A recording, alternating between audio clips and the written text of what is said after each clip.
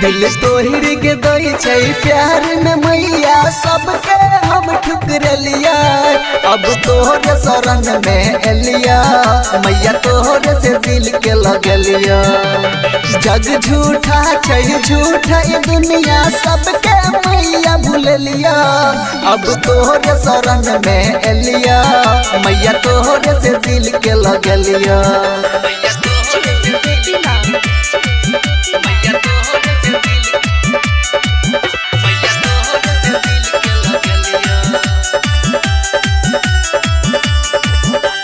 जिनकी अपन बिताई देबो मैया तोरे चरण में, तोरे चरण में ठुकरे ने या दुनिया हमरा राख ले अपना शरण में मैया राख ले अपना शरण में। अब छोड़ के देबो ने मैया गे तोरा तोरे सब कुछ मन लिया।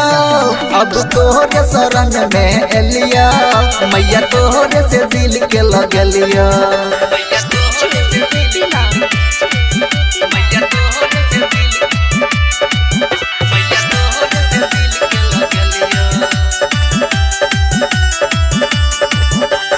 प्यार मोहब्बत प्रेम के रोग लागल है कभारी, तू ही कर कोनो उपाय गे मैया बन जाओ तोहर पुजारी मैया बन जाओ तोहर पुजारी। राइटर राजा कहै छौ मैया जे जे बीतल बतेलिया। अब तोहरे शरण में एलिया मैया तोहरे से दिल के लगलिया।